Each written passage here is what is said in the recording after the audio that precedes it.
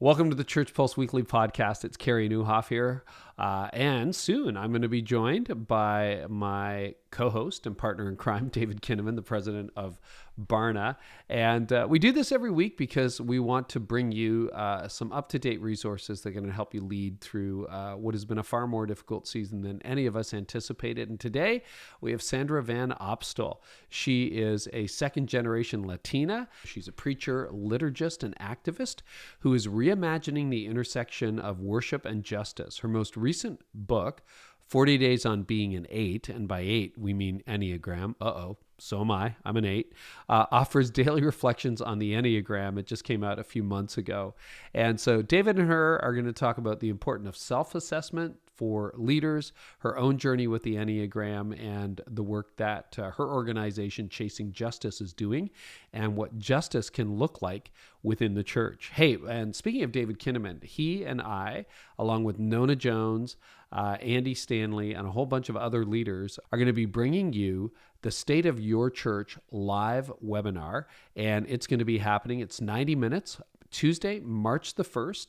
It's a free 90-minute webcast, and you can join it by going to barna.com/state of your church. Register yourself, your whole team for free, and we're going to be bringing you some new metrics to measure how you do church in the future and a whole lot more. And with all that, let's dive into David Kinnaman's interview with Sandra Van Opstal. Well, ChurchPulse Weekly listeners, we're so grateful to have Sandra Van Opstal join us today. Sandra, welcome to ChurchPulse Weekly. It's great to be here with you guys. Well, it's been a crazy time. We're here now in the middle of Omicron, and it's sort of like we've been talking about this on the show for a long time, about the sort of the cascade of crises that have unfolded over the last now almost 2 years. What has been for you one of the biggest sort of changes that you've noticed as a result of COVID in the church?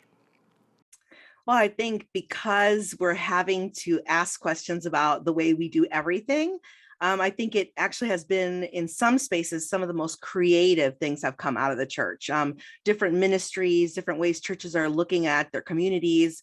So I think creativity is one of the things that has resulted as a byproduct of the stress that we've been under and the reality that it's really not a choice not to change. At this point, we have to change. Yeah. What do you think is one of the most creative and in a good way kind of things that you've sort of seen in ministry? Well, I think churches that have been able to ask the question, what does it mean to be here for our community? That has been very, very vibrant, at least here in Chicago, and I know in other cities. That churches that already kind of had some connection with their community in some way, maybe a local school, the police district, somebody, they had some connection, that they're really elevating that and leaning into that in these really, I would say, medium-sized churches, smaller churches all around our cities and our rural areas. It's been amazing, actually. Yeah, that's cool. Well, it's been great to work with you on a number of projects through the last couple of years. I know you've contributed to some of our webcasts and helped us to think differently about a lot of different issues. So I'm excited for our listeners to hear from you again today. Let's talk a little bit about this idea of self-assessment as leaders and, kind of understanding who we are. Even this year, I've gone through, more of a process, the last 12 months, more of a process to understand who I am as a leader and how I'm going to sort of be able to show up in the best version of myself for these next number of years. And so I've actually been I've never really been a big Enneagram guy, but the last year I've gotten more into the Enneagram to better understand who I am and how God's wired me. And so you've done some work on this. Tell us a little bit more about your own journey with the Enneagram. Yeah, well, I'm a self-assessment junkie. I'm just going to be honest with you. I just really like knowing where I stand and who I am and who I am in relationship to others. It could be because I'm a people person, so I just love getting to know folks and kind of seeing the distance between us in some ways. It could also be because so much of my ministry has been cross-cultural that I have to understand like kind of what's going on in me in relationship to what's going on in others. But the Enneagram, oh my gosh, that we could have an entire hour just to talk about my Enneagram journey. But I was just about like 28, 29 years old, and I was hitting some pretty big leadership I wouldn't call them failures. I would call them ceilings, some ways that I was operating in the world that were not effective. And I remember my spiritual director, who I'd already been working with for a few years, just leaned over at me in her chair in her office and said, "It's time to do the Enneagram." And at the time, it wasn't popularized the way it was. This was 2 decades ago.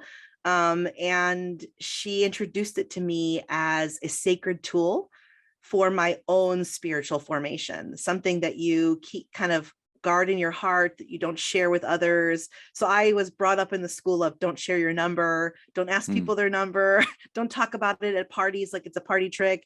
It really was a place where we could lean into our deepest need for Jesus. And that was pretty sacred and pretty private. Yeah, interesting. And I mean, this is a bit of a sideways question, but do you think that that we've made it less sacred by making it sort of less private and more sort of public as we sort of broadcast, what numbers we are and sort of self-assess or assess others? Is there any downside of that? I think that just depends on what you're using the tool for. I mean, any tool could be used for great things and it could be used for things that are destructive. So the reason I think that philosophy of keeping it to yourself was because with the work on self-assessment, for example, we're not supposed to assess other people. Like in any assessment, you're not supposed to guess what somebody else is because you can only see behavior. What you can't see is intent, what you can't see is motivation, what you can't see is all of the individual and communal things that are working inside of that person. And so I don't think it's less sacred. I just think it's not always utilized well. Let's just say that. So I think the Enneagram, it is an invitation to look in the mirror. And so the question is, who do you want standing there with you when you look in the mirror?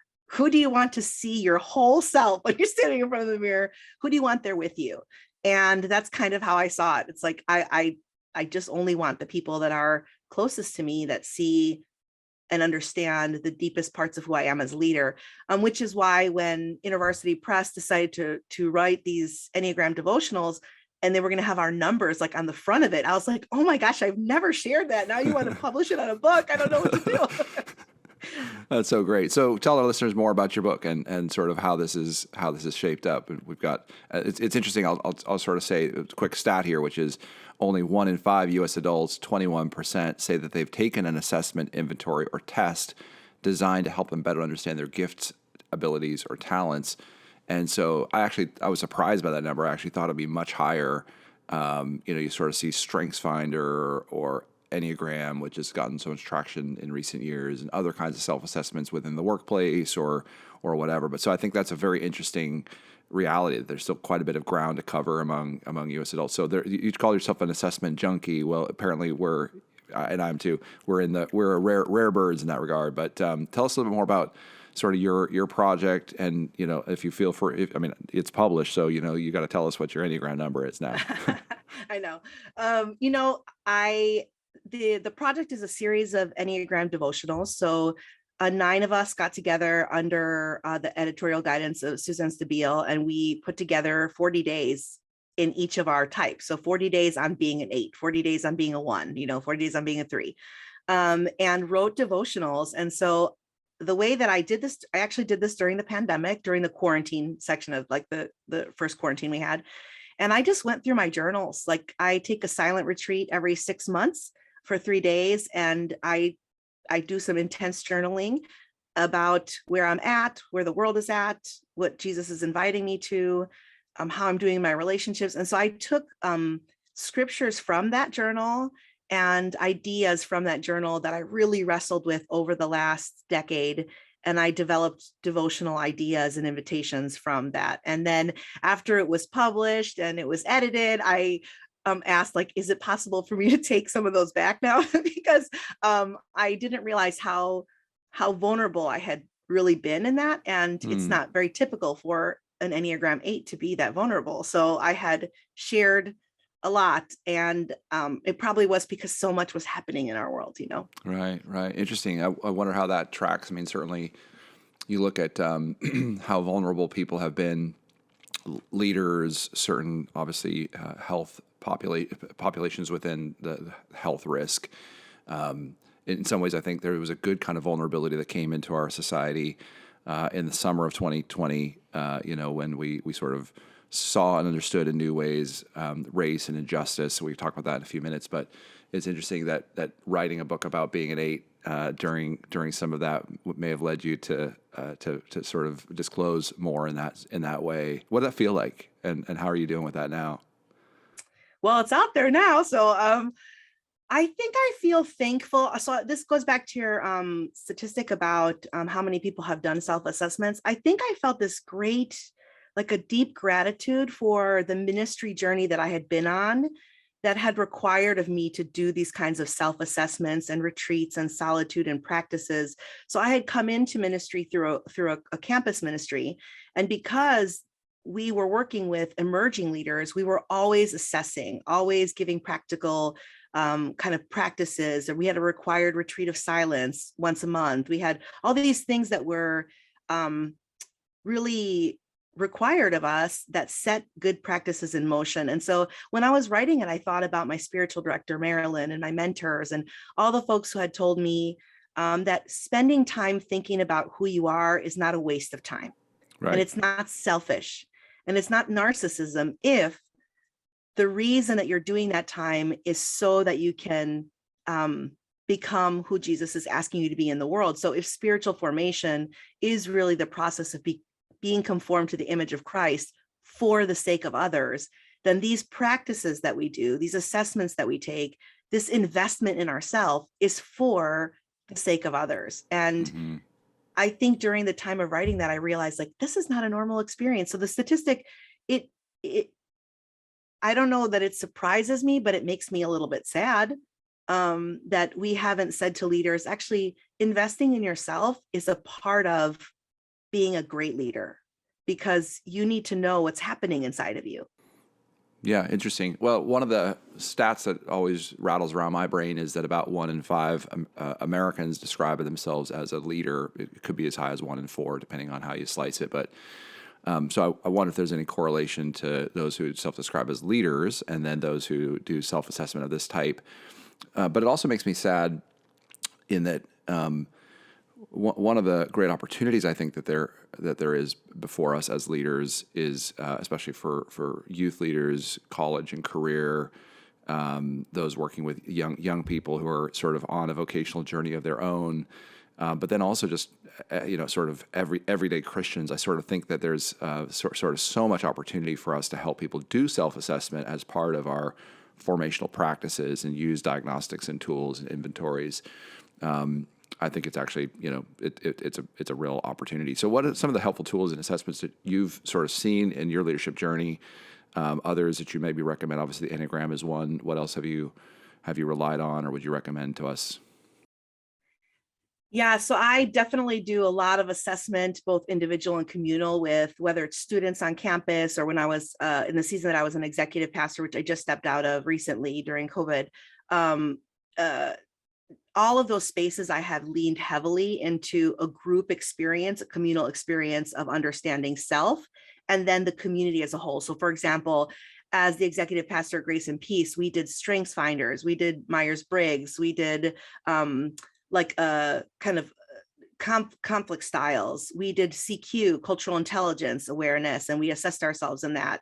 We looked at spiritual gift tests. We did all of these different assessments. And then I walked us through a process of doing kind of a composite for each individual.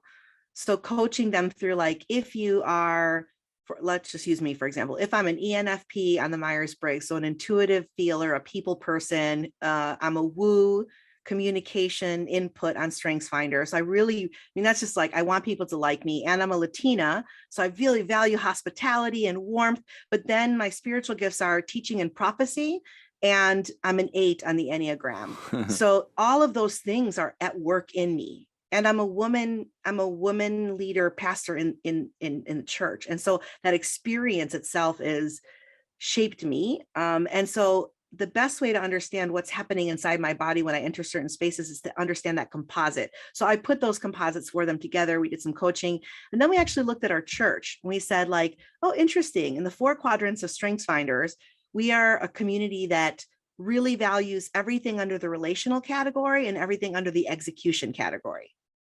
So imagine if you're a congregant in this church, a ministry leader, a small group leader, and you really value strategy, or you really value communication. How would that feel? So I think part of it was even understanding our collective values, our collective strengths, and our collective areas to look for, people to fill in the spots. And so I find that whether it's with a coaching client or a cohort of young leaders or with the church itself, that all of these tools, Strengths Finders, Myers-Briggs, spiritual gifts, CQ, cultural intelligence, all help us to understand where we really are so that we can actually get to where we want to be.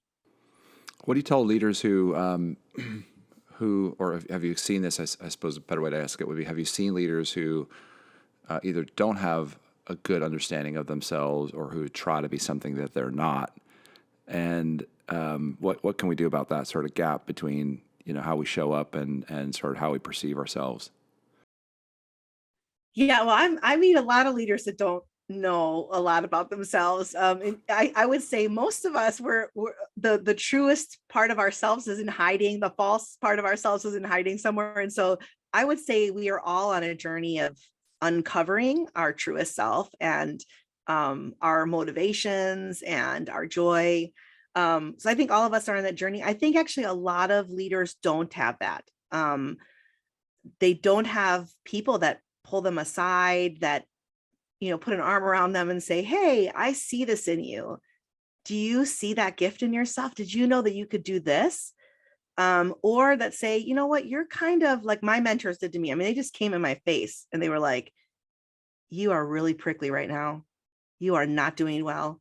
That I once had a mentor, a very close mentor, who was like that, whatever that's happening right there, I don't like it. And I love you. I don't want to be around that. And so when you hear enough of that from your friends, from your mentors, from your community, you're actually invited to newness and you're invited to transformation. And because the leadership journey is so lonely and most leaders are not invited or not encouraged, or it's not modeled for them to have these types of communities around them, a lot of things are kept in the dark, even from ourselves. We did this research for a project called Faith for Exiles that was looking at sort of relational well-being, and there was this whole section of questions which I was really fond of because we were looking at things like I have close personal friends who I can be honest with about my weaknesses. I have someone I can tell my deepest secrets to. Sort of I feel like I can be myself around others. And this was just looking at sort of teenagers and young adults. And it was interesting because the resilient disciples that we profiled in that project actually were far more likely to answer with a kind of positive associations with these sort of both warm emotional connections, vulnerability and transparency, friendship with others who can be honest. And it seems to me like we should actually do those questions among leaders. It was interesting because none of these questions were oriented towards religious expression, but what was fascinating was a real demonstration of the gospel at work, because people who are more religiously inclined, who are resilient disciples, actually have better friendships. Sort of this proof point that we actually can be a better version of ourselves, at least based on self-perception. But the respondents in the survey would have had no inclination that we were sort of, asking them, we were correlating in the background between their faith association and then their sort of relational health and well-being. But it seems to me what you're describing is that leaders need that kind of safe places for vulnerable, input, honest feedback, opportunities to really be open with others. Yeah. And we have to also be willing to be those kinds of people, we have to be willing to receive that from people, not only put ourselves in spaces like that, but you can be in a cohort or, a group of pastors or some kind of journey, spiritual formation journey, and show up at that experience and not actually open yourself up to what the Holy Spirit has for you through others. So I think we have to be open to them. My guess is that it happens when we've had the experience of someone being so kind and so gracious and so truthful. Like, it's like, I love you so much that I have to tell you that your zipper is open. Okay. So it's that kind of experience, like, hey, you got a piece of toilet paper on your foot. You're walking out the bath. It's nobody wants that. And You got this cilantro year, in your teeth. I know. You guys, this year, especially as I've like listened, these last couple of years, I've listened to stories of entire communities falling apart because of leadership failures. And I've thought to myself, that could have been me if I didn't have people around me to say, that's not right. That's not right. You need a timeout.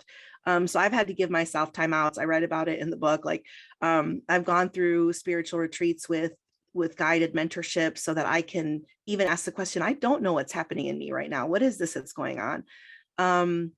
So when I see things like that, I think to myself, that could be any one of us if we don't have good practices, good rhythms, and good community in place to warn us when those things are coming. And if we haven't maybe had the experience of someone doing it so well that it invites you to do it with more people, Right. So I have to say, I just have had a lot of really great leaders in my life who have modeled that for me. And so I try to do that through the work that we do with Chasing Justice, through my own work, where I'm trying to tell them it's okay to open up your life to others. We will be gracious with you. And yeah, and I think in that, like you said earlier, you asked the question about like leaders not knowing their gifts and not wanting the gifts that they have. I think in those spaces is also where we confess those things. Like, I don't want to have this. Like, I don't want to be this. I want to be that over there. And I do that at least once a week. Like, every time I get in trouble, I turn to my husband in the kitchen and I say, I wish I did not. And I'm just in tears. Like, I wish I did not have this call. I do not want this call. I do not want to write these books. I do not want to say these things. I want to be that person. And I'll start naming all of my friends who have fantastic experiences that I want. And in the experience of writing that devotional, and in my experience, even this weekend, as we went on silent retreat, I continue to hear my creator say to me, that's what I made you for, sweetheart. And it's my joy to keep being with you while you do that. So I think as leaders, we need to have those experiences where people call out in us, this is who you are, though. Stop trying to be that other person. That's not you. This is who you are. This is the family you were born into. These are the experiences you were giving. This is the culture you're from. This is the gifts that you have. This is how you're wired, intentionally and distinctly. And we need those spaces. That is beautiful. Thank you for sharing all that. Just getting sort of goosebumps just thinking about leaders hearing this and reminding themselves of those same kinds of things. I think we've all experienced that idea of wanting to be something that we're not, sort of aspiring to live into the callings that we've seen. And there's actually a fine balance, I think, between sort of emulating our mentors, because that's what mentors are for, and then sort of becoming who we're meant to be, sort of beyond the shadows of those people who have shaped us. Good stuff.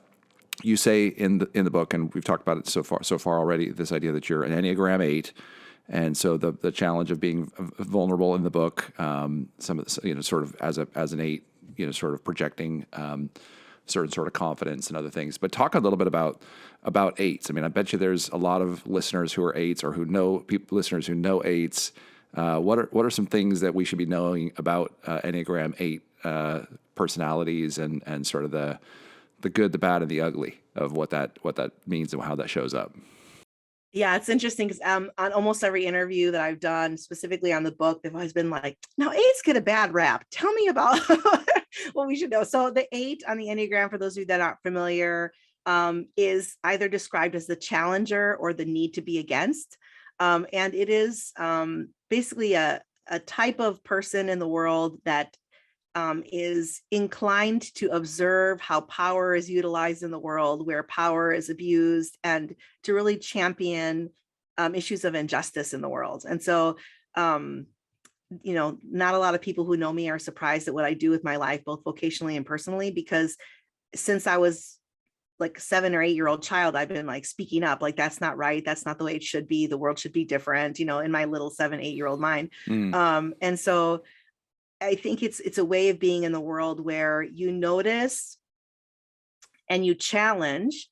And so therefore, you also get in trouble sometimes. So people think that we're brave, that we're courageous, that we take risks, that we don't care what others think. Even a lot of Enneagram's books say that, oh, eights don't care what others think. I just don't think that's true. We deeply care what others think, especially if we're an intuitive feeler, woo on the Strengths Finder, and a Latina.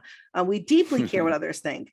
It's just that what you think is not as important as what we see the scriptures calling us to, or what we imagine could be in our minds. It's like, what could the church be? Who could we be? Who could you be if we were just able to change? And so that's what drives us. So I think as Enneagram 8s, I think any one of the dominant doing types, the 8, the 1, the 9, I think any one of those types, we're going to instinctively pursue what is right in the world and try to make it happen. And so I think it's important for people to realize that we're human beings, and that we do have feelings, and we're not trying to cause problems. We just believe that the world can be different and it doesn't have to be this way.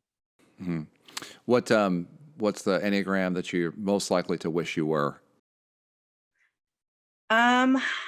I think I want to be a 2, which is where the 8 goes in places of health, but I think that on the one side of compassion, I read this quote this weekend actually on retreat, so I wanted to share it with you because I think it's called Compassion, a Reflection on the Christian Life. And he says this, he says, honest, direct, the illusion of power must be unmasked, idolatry must be undone, oppression and exploitation must be fought, and all who participate in these evils must be confronted. This is compassion. We cannot suffer with the poor when we are unwilling to confront those persons and systems that cause poverty. We cannot set the captives free when we don't want to confront those who carry the keys. We cannot profess our solidarity with those who are oppressed when we are unwilling to confront the oppressor. Compassion without confrontation fades quickly into fruitless, sentimental commiseration. That's Henry Nouwen, who I love. And when I read it, I was like, yes, I want to be the 2. And I think in a healthy space, I am the 2, full of compassion and wanting to help and care for the little bird that's stranded on the street, that is actually the image of the 8. Like if it's little and it's small and it's hurting, you see our most compassionate, parenting, nurturing side.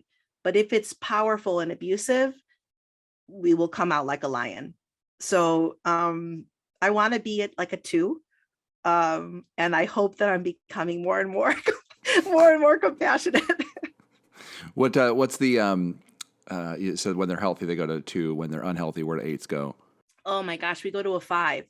So if we do like a parallel move to a 5, we could start to withhold and put up boundaries and keep ourselves from people, and that oftentimes looks like not really sharing what we're feeling, not willing to let our guard down, and becoming very intellectual. Like my husband knows when it's happening because I start quoting a million things, because I'm input on the Strengths Finder. So I read a lot and I retain a lot of information. And so when I'm trying to prove a point, if I start getting very a lot of footnotes, then he's like, oh, you're not in a good place. Well, that's so interesting, and thanks for sharing some of the places you go for health and places you go in unhealth as an 8. If you're unfamiliar with the Enneagram as a listener, of course, there's lots of different places you can go online to check that out. I'm sure you've heard of it. And like me, maybe you've been a person who's been a bit of a holdout for a while.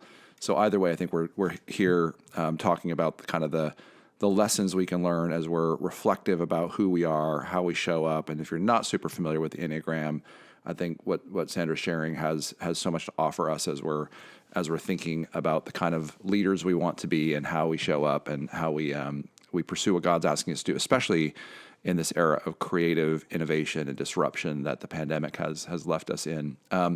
One last stat on this area of giftings, and Sandra, you can give us a quick reaction, and then we'll move on to another sort of whole topic. But self-knowledge, self-awareness of giftings, less than half of U.S. adults, 46%, say they know or understand their own giftings, abilities, or skills very or extremely well. And again, I think there's a huge opportunity for churches to show up with more kind of tools, assessments. I don't think churches should become sort of sort of like assessment dispensers, but I do think there's a great opportunity for the churches to use these kinds of tools more regularly. But anyway, I think quick reaction to the idea that 46% of adults sort of self-describe as knowing their own skills, giftings, or abilities extremely or very well. Yeah, that doesn't surprise me at all as a coach or as a pastor. I think a lot of the work that I end up doing with the cohorts for Chasing Justice, or when I'm consulting with churches, is actually helping particularly emerging leaders, but all leaders understand what they're bringing into a room. And I mean that gifts and skills, as well as cultural perspectives and socioeconomic, social location kind of values, whatever they're bringing into the room. And so it doesn't surprise me. We did this when I was first pastoring at Grace and Peace. We did this experience / it wasn't an assessment. It was like an activity. Let's call it an activity. And it was an activity that we do with the Christian Community Development Association, CCDA, of which I'm on the board. When we come into a community and we try to help communities understand that God has given you all the gifts that you need right here. And while it's great to have suburban partners and financial resources, and hopefully we'll continue to develop those partnerships in the future, you're not absent of gifting and assets. And so we do this kind of asset-based biblical activity around gifts. And it's called Heart, Hands, and Head. And it's like, what do you know about? What do you feel passionate about? And what can you do? And so each person has like a script, a piece of paper, and they do, what do they know about? What do they feel passionate about? And what do they, what can they do? And those could be 3 totally different areas. Like I can bake, but I'm not passionate, but that's what I can do. And so we put those up on the walls of the church, and you have, let's say you have 90 people in your church, you have hundreds and hundreds of gifts surrounding you. And then you ask the question, when people come into this community and they say, oh, this is an under-resourced community, is that true? And of course, the answer is no, that's not true at all. We have tons of resources here. And so I think as leaders, we have to have experiences that allow us to do that. Whether it's in a cohort, whether it's in a seminary class, and then as congregants, as like community members and youth groups, and we have to provide that, because the scriptures say that the role of the leader in the church is to equip. And so I don't do all the work in the church. I equip the people in the community to do the work themselves. And part of that equipping is self-knowledge. And then you have all of these ministries and activities and this movement that can be birthed out of a community because they now know what they've always had. So I think we can do a better job as local school teachers, as coaches, as youth group workers, like whatever it is we're doing, of simply saying, you have gifts and you have resources. So what does it look like to find them and to utilize them to transform our community? Yeah, so good. You've mentioned several times, and many of our listeners will know about your work at Chasing Justice. And so talk a little bit more about the vision behind that work and, kind of what you're seeing on the horizon. Yeah, Chasing Justice, it's a BIPOC, so Black, Indigenous, people of color led movement of emerging leaders that are pursuing a lifestyle of faith and justice. And we're doing that through gathering in communities virtually. We're doing that as we develop resources. And what our hope really was, as we founded it right when the quarantine started, was there is so much happening in this world right now. And COVID is affecting people of color at disproportionate rates. And yet our voices are not being heard in this work towards justice and flourishing. So how can we create a space where that can be done? And so we already had this project in the works, and we said, let's just start on Instagram, having conversations on how COVID is impacting our communities. That's how we started. But since then, we've developed into, holding master classes, having cohorts, doing consulting. And the idea is that we're just trying to grab an emerging generation of folks that says, the world is not as it should be. And we want to see how God is at work in the world. And we want to participate in this experience of collective flourishing for all peoples. And so that's what we're doing. And a lot of it's kind of set for the mediums that a under 30-year-old would want to engage. So here's a stat we'd love to hear your reaction to. 45% of churched adults in our country agree strongly that their church is involved in addressing injustices in society. What's interesting is that's 44% among white churched adults, 54% among black churched adults, so much more likely, although still just about half, and then only 39% of Hispanic churched adults. So I'd love your reactions on that. Yeah, and the thing is, I don't know how justice was defined for them either, so I don't know what that stat means. Excuse me, it would not have been defined. In survey research, we don't define terms for people. We just give them the opportunity to sort of respond on the surface as to those languages. Sometimes in very technical details, technical studies will do when we say this term, we mean this, but in this particular case, we did not define it. So it's just been, to what degree is your church involved in addressing injustices in society and, a level of agreement with that. So. Yeah, so I think the stat actually looks high to me. I think that a lot of churches do a really, really great job of engaging in what I would call relief work or betterment or development, works of compassion like tutoring after school, for example. Mm-hmm. And not a lot of faith-based organizations have moved from the relief work to the actual, what I would call justice work, which is to address the systems and structures that actually cause the need for tutoring in the first place. So, Mm-hmm. for example, I've worked and been at many churches that have had food banks and have had after-school programs, and they're incredible. But I always tell the folks that I'm working with, if we have the same family that continues to come to our food bank year after year after year after year after year, that's not actually addressing the issue of why they cannot provide for themselves, which is their ultimate goal. They want to have dignity of a job. And so how do we ask questions about why are there no jobs? Why aren't there any jobs in our community? And how do we prepare people for jobs? So I think there's this movement from relief to development to justice, which asks the question about, for example, a livable wage. Is the wage that people get for the jobs they do actually livable?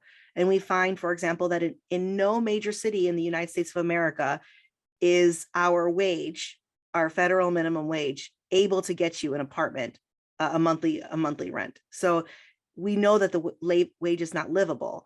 And so then we would be asking churches, don't only have a food bank, don't only do job training, but also advocate in your state and in our country for a livable wage so that people don't have to come to this food bank. That would be an example of what I would see as churches participating in the act of justice, where they're taking action towards restoring, flourishing, and wholeness, not just through individual relief work, but also through structural and systemic change. I wonder if your reaction then to the stats is a reflection on the fact that people mistake certain things their church is doing for more holistic, they perceive it to be more holistic than it maybe is. So you said relief, development, and sort of addressing injustice is sort of a progression. Maybe people misinterpret certain things that are happening. And I wonder then, because this is the percentage of people who strongly agree, there'd be another percent who agree somewhat. So, the majority of churchgoers say, yeah, our church is doing stuff related to injustice. I wonder if that also is part of the barrier that people have, is like, aren't we already doing enough? Yeah, and I think that would depend on your proximity to those who are most impacted by the systems, the policies and structures we have a church that's primarily, and I live in a community that's primarily brown and Black. And I've worked primarily in student ministry with Asian American students. And so when I'm looking at the world today, as I see it, as we've lived the last at least 2 years, maybe the few before then, we haven't done enough. There are still things that we as a church are silent about, that matter, that wouldn't only be acts of compassion and kindness, but that would actually develop a future for the majority of our children in our country, a future of flourishing. And I say that because the majority of children in our country are now non-white. So now that we have a majority of children in our country that are non-white, we have to ask the question, what does flourishing look like for all of our children, not just my children? And I think we have forms of kind of orienting our lives that don't always have proximity. So in some cases, I don't think people are trying to be, trying to be complicit. I don't think they're trying to be cold-hearted, but just like in Acts chapter 6, it's like if people don't have proximity to what's happening and they don't see what's happening, then they don't know how bad it is. So when COVID, for example, was first rushing through our neighborhoods in March and the first spring of 2020, we were feeling it so deeply here, because access to technology, access to safe places to do your homework, to do remote learning, people who were day laborers who had to take their children with them because there was no childcare. I mean, there's all these things happening, access to healthcare, all of these, when you're looking at mental health, education, these are systems that were designed not with our children in mind. And so the churches were actually having to do so much work. I mean, we were in high gear working all the time, trying to get parents connected to internet, trying to get computers in homes, trying to feed people because the jobs were not there. Even to this day, the church that I'm still at, I don't pastor anymore, but I'm still at, they have a vaccine clinic that runs, that's indefinitely running until everyone's vaccinated, and a testing center. So I think those are things that we do because we have proximity to what's happening in our community. Yeah. Well, and just on behalf of our listeners, and we did a survey study looking at Americans' attitudes towards their views of churches and pastors, and a lot of community residents sort of acknowledged and thanked church leaders for the good creative work. So I want to sort of thank you for all that you described there, and for listeners, those that are thinking about all that they've put in and all they've expended. People are noticing, and we're not all that we could be or should be as the church, but a lot of us have really shown up in the ways you're describing, Sandra, to really help encourage and support into communities of all types during the pandemic. As we wrap up, what's a way you'd like to encourage leaders? And it could be, some of this sort of self-awareness about Enneagram, or it could be some things about justice, or a combination of both. What's on your mind in terms of encouraging leaders with what you're seeing, God? You just came off a silent retreat. Where might the Spirit lead you to encourage us today? I think that as I think about what we as leaders, whether you're a pastor or are working in a faith-based nonprofit, I think those of us have been holding on to this tension of, we're constantly seeing, as you said, what isn't. It's like, it doesn't have to be this way. It shouldn't be this way. And what could be, because Christ gives us the promise that he is making all things new. And I think that the encouragement I want to give myself and you all is that we trust God, that we trust that God is at work, and that we with that trust and with that faith, that we put ourselves in places that are courageous and brave to continue to reform the church to what it can be. I just think that this is, as I look at what's happening in our world, I think it is we will write about this time 50 years from now. This was a time where the church had an invitation, where mothers and fathers and parents in neighborhoods had an invitation to ask the question, how then shall we live? Not how then what should we say, but how then shall we live? And I think that is the question for the church today, and for us as leaders.